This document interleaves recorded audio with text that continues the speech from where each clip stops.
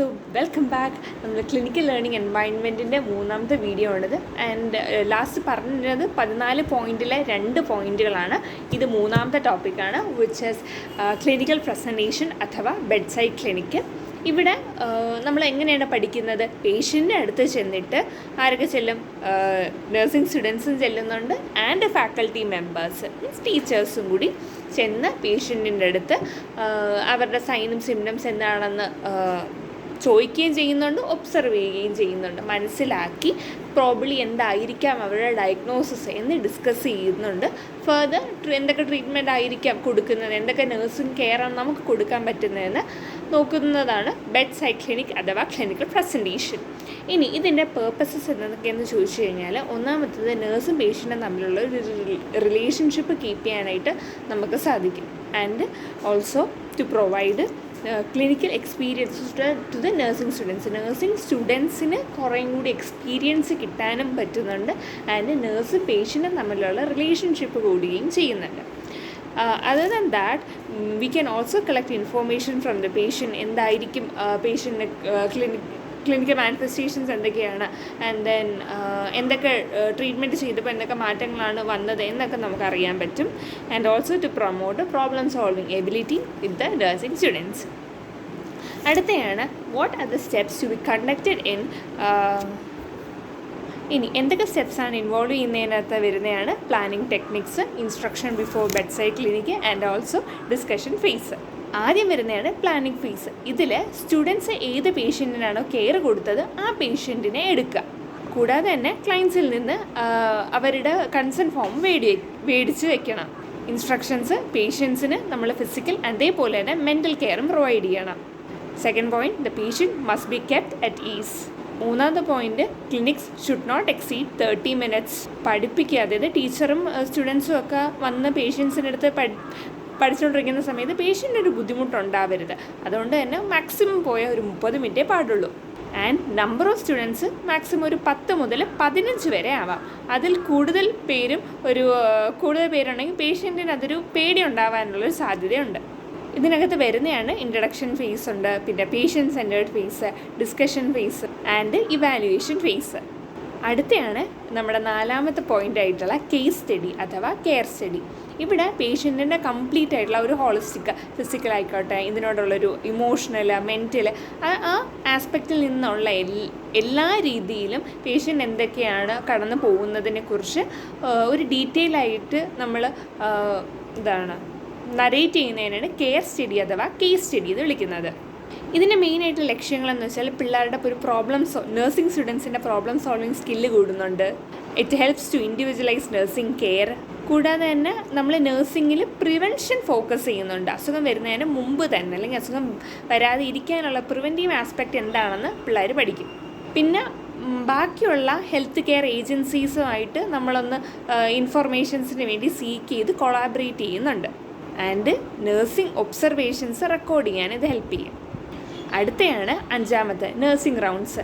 Nursing staffs ഒരു maximum ഒരു 5 പേര് ഡെയിലി പേഷ്യൻറ്റിൻ്റെ അടുത്ത് പോയിട്ട് ഇപ്പം എങ്ങനെയുണ്ട് കാര്യങ്ങളൊക്കെ അന്വേഷിക്കുന്നതിനാണ് നഴ്സിംഗ് റൗണ്ട് എന്ന് വിളിക്കുന്നത്.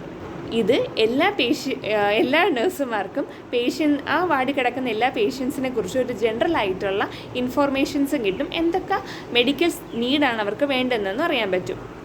ഇതിൻ്റെ ഒരു പേർപ്പസ് എന്ന് പറയുന്നത്, നമ്മൾ നഴ്സിംഗ് റൗണ്ട്സിൽ നഴ്സിൻ്റെ കൂടെ പോയി കഴിഞ്ഞാൽ ഏതാണ് യഥാർത്ഥ പേഷ്യൻ്റ്, ബൈസ്റ്റാൻഡർ ഏതാണെന്ന് മനസ്സിലാക്കാൻ പറ്റും. പ്ലസ് അവരുടെ ക്ലിനിക്കൽ മാനിഫെസ്റ്റേഷൻസ് എന്താണെന്ന്, കൂടാതെ തന്നെ നമ്മൾ പേഷ്യൻറ്റിൻ്റെ ട്രീറ്റ്മെൻറ്റ് കൊടുത്തതിന് ശേഷം എത്രത്തോളം ട്രീറ്റ്മെൻറ്റിന് എഫക്റ്റീവ്നെസ് ഉണ്ടെന്ന് അറിയാൻ പറ്റും. അങ്ങനെ എല്ലാ മെറ്റീരിയൽസും നമുക്ക് എല്ലാ ക്ലിനിക്കൽ മെറ്റീരിയൽസ് അറേഞ്ച് ചെയ്ത് വെക്കാൻ പറ്റും. And at the last at the end നമ്മൾ സമ്മറൈസ് ചെയ്യണം.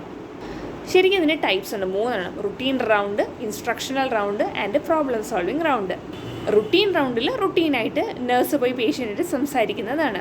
വേറസ് പ്രോബ്ലം സോൾവിങ് റൗണ്ട്, പേഷ്യൻറ്റിന് എന്തെങ്കിലും പ്രോബ്ലം ഉണ്ടെങ്കിൽ, അപ്പം ക്യാനില ഊരിപ്പോയി അതിന് വീണ്ടും ഇടണം, അതിനുവേണ്ടി നമ്മൾ വീണ്ടും പോയി പേഷ്യൻറ്റിനെ കാണാറുണ്ട്.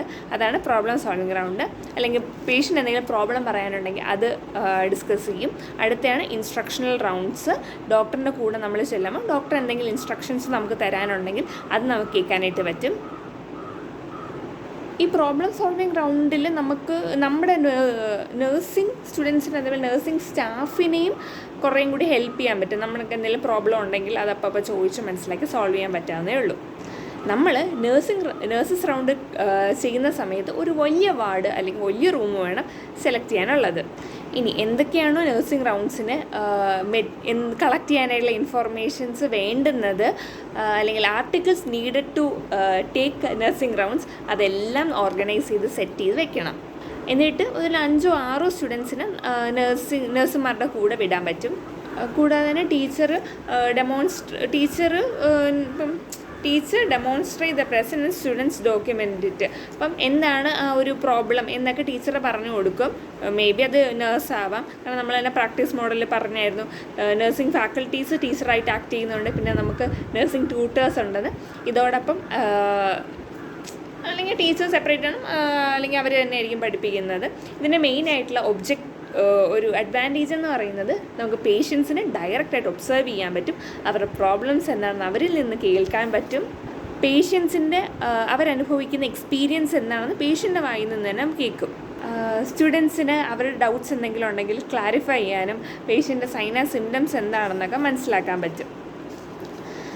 അടുത്ത് വരുന്നതാണ് കോൺസെപ്റ്റ് മാപ്പിംഗ്. ഇത് നമ്മുടെ നഴ്സിംഗിനെ അതേപോലെ തന്നെ ഹെൽത്ത് കെയർ എഡ്യൂക്കേഷനിലെ ഇമ്പോർട്ടൻ്റ് ആയിട്ടുള്ള ആസ്പെക്റ്റാണ്. വലിയ കോംപ്ലക്സ് ആയിട്ടുള്ള ടാസ്ക് പോലും സിംപിളറാക്കി വിഷ്വലൈസ് ചെയ്യിപ്പിക്കുന്നതാണ് കോൺസെപ്റ്റ് മാപ്പിംഗ്. സ്റ്റുഡൻസിന് ഇൻഫോർമേഷൻസ് ഓർഗനൈസ് ചെയ്ത് വെക്കാനും ആ സ്കിൽസ് എക്സിബിറ്റ് ചെയ്യാനും പറ്റും. ഈ കോൺസെപ്റ്റ് മാപ്പിംഗ് അഥവാ മൈൻഡ് മാപ്പിംഗ് ഗ്രാഫിക്കലായിട്ട് ഒരു റെപ്രസെൻറ്റേഷനാണ്. മെയിനായിട്ടുള്ള പർപ്പസുകൾ കോംപ്ലക്സ് ആയിട്ടുള്ള കോൺസെപ്റ്റിനെ സിംപ്ലിഫൈ ആക്കാനായിട്ട് പറ്റും. ആക്റ്റീവായിട്ട് ലേൺ ചെയ്യാം, ക്രിട്ടിക്കൽ തിങ്കിങ് എബിലിറ്റി കൂട്ടാൻ, അസസ്മെൻറ്റ് ആൻഡ് ഇവാലുവേഷൻ, നമ്മുടെ നോളേജ് ഗ്യാപ്പ് ബ്രിഡ്ജ് ചെയ്യാനായിട്ട്, ഫെസിലിറ്റേറ്റ് ആക്റ്റീവ് ലേണിംഗ്. പിന്നെ നമ്മൾ ഇവിടെ നിന്നൊക്കെ പഠിച്ചു കഴിഞ്ഞാൽ പേഷ്യൻ്റ് കെയറിൽ കുറച്ചും കൂടി അപ്ലൈ ചെയ്യാനായിട്ട് പറ്റും. മെമ്മറി റിട്ടൻഷൻ കൂടും. പഴയ കാര്യങ്ങളൊക്കെ നമ്മൾ പഠിച്ച കാര്യങ്ങളെ കുറച്ചും കൂടി ഓർത്തിരിക്കാനായിട്ട് പറ്റും. അതേപോലെ തന്നെ വേരിയസ് ആയിട്ടുള്ള സ്റ്റൈൽസ് നമുക്ക് കസ്റ്റമൈസ് ചെയ്യാനായിട്ട് സാധിക്കും. വീണ്ടും കണ്ടിന്യൂസ് ആയിട്ടുള്ള ലേണിംഗ് പ്രോസസ്സ് നടക്കും. പിന്നെ ഫീഡ്ബാക്കും റിഫ്ലക്ഷനും ഉണ്ടാവും. ഇതിനകത്ത് വരുന്ന ടൈപ്സാണ് സ്പൈഡർ മാപ്പ്. അതായത് സ്പൈഡർ എന്ന് പറയുമ്പോൾ അങ്ങോട്ടും ഇങ്ങോട്ടല്ലേ. അപ്പം ഒരു നടുക്കൊരു വെബുണ്ട്. ഇത് പല സ്പൈഡർ വെബ് ക്രിയേറ്റ് ചെയ്യുന്ന എങ്ങനെയാണ് പല സൈഡിലായിട്ടുണ്ട്. അത് കണക്റ്റഡ് ആണ്. ഫ്ലോ ചാർട്ട് എന്ന് പറയുന്നത് നമ്മളിപ്പോൾ ഫാമിലി ട്രീ ആണെങ്കിലും പത്തോജൻസസ് ആണെങ്കിലും ഒന്ന് കഴിഞ്ഞ് മറ്റൊന്ന് അങ്ങനെ ഫ്ലോയിൽ രണ്ട് ഒബ്ജക്റ്റിൻ്റെ ഇടയിലുള്ളൊരു വിഷ്വൽ റെപ്രസെൻറ്റേഷനാണ്. പിന്നെ സിസ്റ്റം മാപ്പിംഗ് ഉണ്ട്. അതാണ് പറയുന്നത് നടുക്കൊന്ന്, പിന്നെ ഇതിൻ്റെ സൈഡിൽ 4 വരുന്നത്. പിന്നെ ഹൈറാർക്കിയൽ മാപ്പിംഗ് ഉണ്ട്. അതായത് ഏറ്റവും ഹയസ്റ്റിൽ വരുന്ന കാര്യമാണ് ആദ്യം. മീൻസ് ഇപ്പം നമ്മുടെ ഇന്ത്യയിലെ ഏറ്റവും വലുത് പ്രസിഡൻ്റ് ആണെങ്കിൽ പ്രസിഡൻറ്റ്, ഇപ്പം അല്ലാതെ ഇപ്പോൾ ഒരു നീതി ആയോഗിൻ്റെ എന്തിൻ്റെയെങ്കിലും ഇപ്പം ആദ്യം നമ്മുടെ സെക്രട്ടറി അല്ലെങ്കിൽ അഡീഷണൽ സെക്രട്ടറി, ജോയിൻറ്റ് സെക്രട്ടറി കഴിഞ്ഞിട്ടാണ് അഡീഷണൽ സെക്രട്ടറി വരുന്നത്. അങ്ങനെ ഒന്ന് കഴിഞ്ഞ് വരുന്നതിനെയാണ് ഹൈറാർക്കിയൽ മാപ്പിംഗ് എന്ന് വിളിക്കുന്നത്. അടുത്തയാണ് പ്രോജക്റ്റും. ഇതും ഒരു എഡ്യൂക്കേഷണൽ മെത്തേഡ് ഓഫ് ടീച്ചിങ് ആണ്. അതായത് അതിൻ്റെ തന്നെ നാച്ചുറൽ ആയിട്ടുള്ള സെറ്റിങ്ങിൽ കാര്യങ്ങളൊക്കെ കംപ്ലീറ്റ് ചെയ്ത് വെക്കാനായിട്ട് പറ്റും. മെയിനായിട്ടുള്ള പ്രിൻസിപ്പിൾ എന്ന് പറയുന്നത് ആക്ടിവിറ്റി, പർപ്പസ്, പിന്നെ utility, experience, social experience, reality, freedom, ഇതൊക്കെയാണ് ഇതിൻ്റെ പ്രിൻസിപ്പിൾ. ആദ്യത്തെയാണ് producer type. ഇത് നമ്മളൊരു മെറ്റീരിയൽ കൺസ്ട്രക്റ്റ് ചെയ്യുന്നതിലാണ്. ഒരു മെറ്റീരിയൽ ഒബ്ജക്റ്റോ കൺസ്ട്രക്റ്റ് ചെയ്തെടുക്കുന്നതാണ് പ്രൊഡ്യൂസർ ടൈപ്പ്. പ്രൊഡ്യൂസർ ടൈപ്പ് എന്ന് പറയുന്നത് എന്താണ്? കൺസ്ട്രക്ട് ചെയ്തെടുക്കുക ചെയ്യുന്നത്. അതാണ് മോഡലിൻ്റെ എന്തെങ്കിലും ഒരു സാധനം മോഡൽ ഉണ്ടാക്കുന്നത്. അടുത്തെയാണ് കൺസ്യൂമർ ടൈപ്പ്. അതായത് ഇപ്പം നമുക്ക് ഒരുപാട് വേരിയസ് ആയിട്ടുള്ള എക്സ്പീരിയൻസസ് വേണം. അതായത് റീഡിങ്, ലേണിങ്, അതായത് നമ്മൾ കഥ വായിച്ചതിന് ശേഷം ലേൺ ചെയ്യത്തില്ലേ, ലിസണിങ് ടു മ്യൂസിക്, ഇതൊക്കെ വരുന്നുണ്ട്. അടുത്തയാണ് പ്രോബ്ലം ടൈപ്പ്. ഇവിടെ ഒരു കോംപ്ലക്സ് ആയിട്ടുള്ള നമ്മുടെ ബ്രെയിൻ ഉപയോഗിക്കേണ്ട ഒരു ആക്ടിവിറ്റി, അത് നമ്മൾ പ്രോബ്ലത്തിന് സോൾവ് ചെയ്യുന്നതാണ് പ്രോബ്ലം ടൈപ്പ്. എക്സാമ്പിൾ എങ്ങനെയാണ് മെത്തേഡ് ഓഫ് പ്യൂരിഫൈയിങ് വാട്ടർ, അത് നമ്മൾ ബ്രെയിൻ ഉപയോഗിക്കുന്നുണ്ടല്ലോ. അടുത്തയാണ് ഡ്രിൽ ടൈപ്പ്. ഇവിടെ നമ്മുടെ ലേണിംഗ് സ്കില്ലും വൊക്കാബുലറി കുറച്ചുകൂടി കൂടും. അതായത് നമ്മുടെ വൊക്കാബുലറി ഇമ്പ്രൂവ് ചെയ്യുമ്പോൾ ആ സ്കില്ലും കൂടി ഡെവലപ്പ് ആവുകയല്ലേ. ഇപ്പം തന്നെ സ്വിമ്മേഴ്സ് ഒരു സ്കില്ല് ഡെവലപ്പ് ചെയ്യില്ല, ഒരു കാര്യം ചെയ്യുന്നു, പ്രൊജക്റ്റ് ചെയ്യുന്നു. പിന്നെ ലേണിംഗ് എബിലിറ്റി എന്ന് വെച്ചാൽ നമ്മൾ എന്തെങ്കിലും തരത്തിലുള്ള ഇൻഫർമേഷനെ ലേൺ ചെയ്തെടുക്കുന്നതിനെയാണ്. പിന്നെ വേറെയും ഉണ്ട്, ഇൻഡിവിജ്വലായിട്ട് ഒറ്റയ്ക്കിരുന്ന് ചെയ്യുന്ന ഇൻഡിവിജ്വൽ പ്രോജക്റ്റ്, ഗ്രൂപ്പായിട്ട് ചെയ്യുന്ന ഗ്രൂപ്പ് പ്രോജക്റ്റ്. ഇനി ഇതിൻ്റെ സ്റ്റെപ്സ് എന്ന് പറയുന്നത് നമ്മൾ തന്നെ ഒരു സിറ്റുവേഷൻ ക്രിയേറ്റ് ചെയ്യുന്നു ആൻഡ് ചൂസിങ് ദ പ്രോജക്റ്റ്, പിന്നെ അതിന് നമ്മൾ പ്ലാൻ ചെയ്യും, ക്യാരിയിങ് ഔട്ട് ചെയ്യും ആൻഡ് ഫൈനലി ഇവാലുവേഷൻ ചെയ്യും. ടോട്ടൽ 14 എന്നാണ് പറഞ്ഞത് രണ്ടാമത്തെ ക്ലാസ്സിൽ.